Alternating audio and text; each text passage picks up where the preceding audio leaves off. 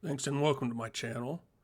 So this video is going to be about the Russian tactical nuclear capabilities to strike at NATO European countries.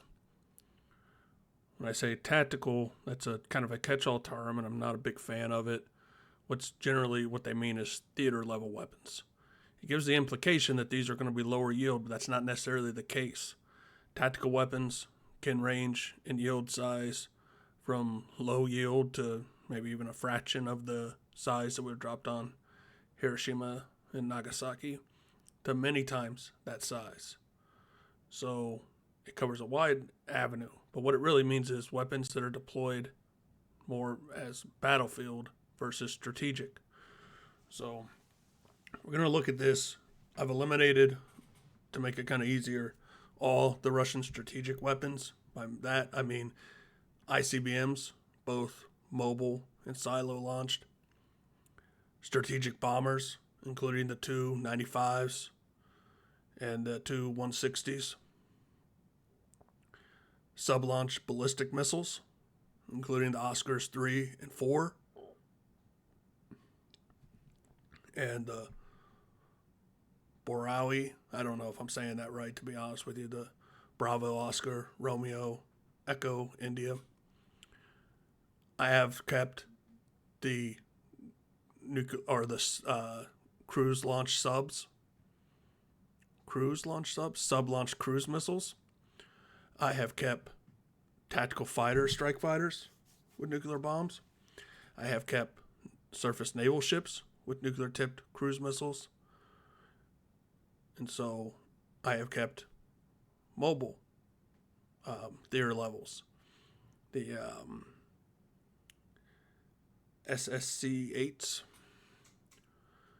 So there's a wide range of capabilities on the Russian side when it comes to lower yield. The United States is far more limited. We have deployed some low yield warheads on our sub-launch ballistic missiles, but those would still be sub-launch ballistic missiles which are really strategic weapons, even though it has a low yield warhead. We also have some lower yield air-launched cruise missiles, nuclear-tipped, and gravity dumb bombs. But definitely not to the variety that Russia has. So let me hit go. Take a look at this.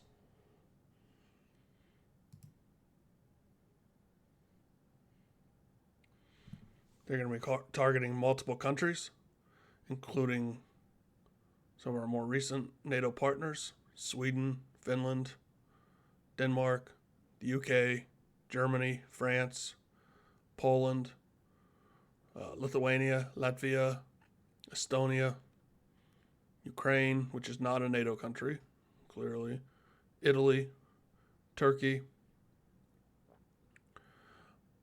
There are some that are not being targeted NATO-wise, but they're hitting the main players, as well as those that have borders with Russia or near Russia.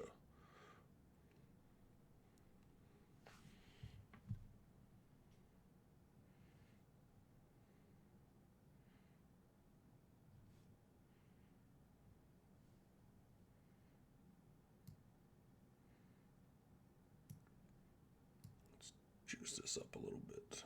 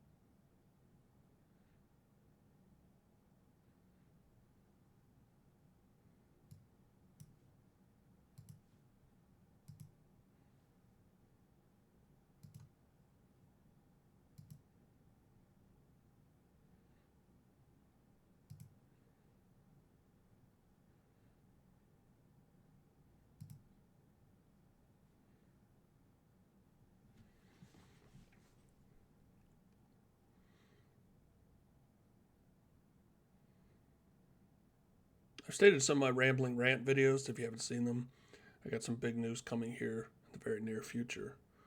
So I think I'll be releasing that maybe end of this week or beginning of next week.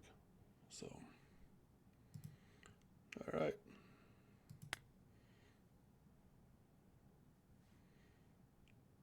Let's take a look at some damage.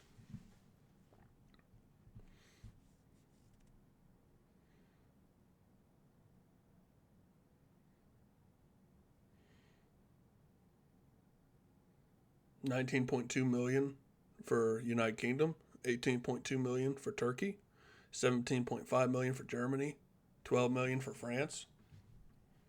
We see global cooling effects of almost 2 degrees Celsius. 80.8 million all in.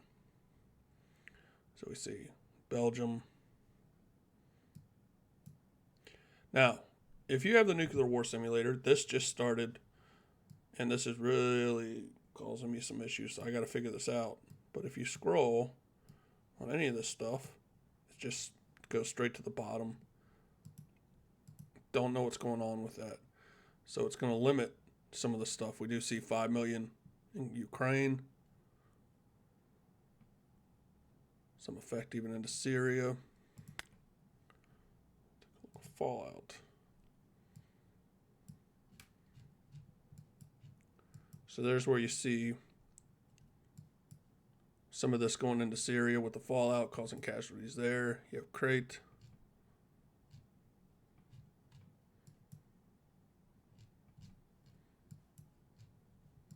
Some going into Russia itself, so Russia's going to be seeing casualties. UK continues to be extremely vulnerable to fallout effects. France, not a lot. In Italy.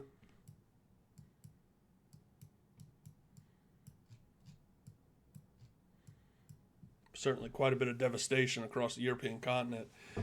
And that's without any strategic weapons being deployed. And so this would be more, like I said, battlefield level. This would require preparation on the Russian side. So this would be an implication that not every one of these cruise missiles are nuclear tipped. In fact, a large portion aren't going to be nuclear tipped because cruise missiles are much more viable with conventional warheads. Why are they much more viable? Because it's really hard to use nuclear weapons without running the risk of severe escalation. So cruise missiles get launched all the time. Nuclear-tipped cruise missiles have never been launched yet. So most of the time these boats are out there, they're not necessarily armed with nuclear warheads. Now, subs are a little different story. But a lot of people take for granted deployment versus actual, having versus what's actually deployed. For example, China very rarely actually puts warheads on their ICBMs. In a time of high tension, warning, they may do that, but they may only have a couple warheads actually deployed onto their ICBMs. So that's where a lot of misunderstanding is on what's deployed versus what's in stockpile and then what's retired. Now, just because something says retired doesn't mean it can't be pulled back out. It may take a little more work. What's stockpiled would be a little bit or quite a bit quicker to actually deploy and then actual deployment. So it's just like our B-52s and some of our B-2 Spirit bombers. They're not always going to be fully deployed. Now, they might be able to be deployed in a very quick fashion, but every time they're taken off, they're not necessarily armed with nuclear bombs, at least not since the height of the Cold War. On the other hand, like our Ohio-class subs are, well, the 14 of them, they're allocated for nuclear deterrence. Because, of course, we always say it's deterrence, but what we're really talking about is blowing the crap out of people. And so we deter by saying if you try to blow us up, we'll blow you back up.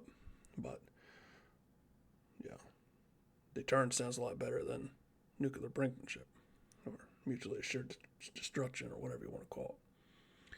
So, quick little video to show just on the tactical, or as I like to say, theater level side, Russia has quite a bit. Now, somebody left a comment. I haven't replied to it yet, but they did leave a good comment about the potential one avenue of Russian military hardware that could be the most susceptible to corruption would be nuclear weapons. So a lot of people point to the opposite way. That's the thing they're going to spend the most in maintenance to ensure it works very well. The argument he made is, until we actually use them, nobody's going to know if it works or not. So it's an easy area. What's the truth on that? Don't know. I'm not a part of the Russian nuclear program. I'm not a part of the inspection, so I can't say one way or another. I would say that would be one avenue that would be the most detrimental to allow atrophy. It's also one that, if we get it wrong, it's some dire consequences. And even if it is accurate, and it may be that there is widespread atrophying of the nuclear forces, and some of the more recently deployed may not work as well as suspected. So if you take all that into account, so let's say that 85% is combat ineffective.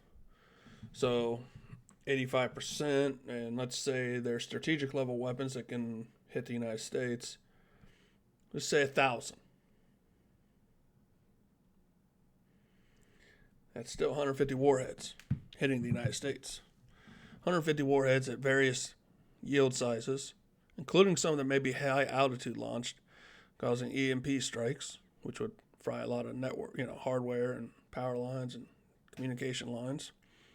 Something I'm rather specialized in. Still run a big risk. So 150 would be devastating to the country, let alone the numbers they say is deployed. And so even here where we say 80 million people die, well, we looked at it, if check out my last video where I looked at that a lot of people that still live won't live because they're surrounded by fallout, their food's going to run out, they have no medical care. You're also going to have looting, criminality, assless chaps, mohawks, post-apocalyptic, roving bands on dune buggies, Mad Max, whatever. Point is that even though they say, 80 million died, that number is going to be far, far higher. So it's a risk to take. Very valid, though, question of what he said. Not dismissing it at all. Every aspect is open to corruption, including on the U.S. side. Last ICBM we tested didn't work right. Russia's had multiple test fails on some of their wonder weapons. They carted out in, 2018 or whatever it was. Just like that nuclear tsunami, which was a bunch of crap. Sounds a lot more scarier than if you say it's basically an unmanned underwater drone they can fit a warhead to, and it's not really a 100 megaton warhead. It's probably more likely a 2 megaton warhead. And even if it was a 100 megaton warhead, its energy capabilities would be a fraction of what an actual tsunami, a real tsunami would be. So there's that. Anyways, though, it's still not going to be fun. Still kill a lot of people. Still be completely devastating. Just trying to look at it honestly. Appreciate everybody. Be on the lookout. Big news coming. Thanks. Have a great day.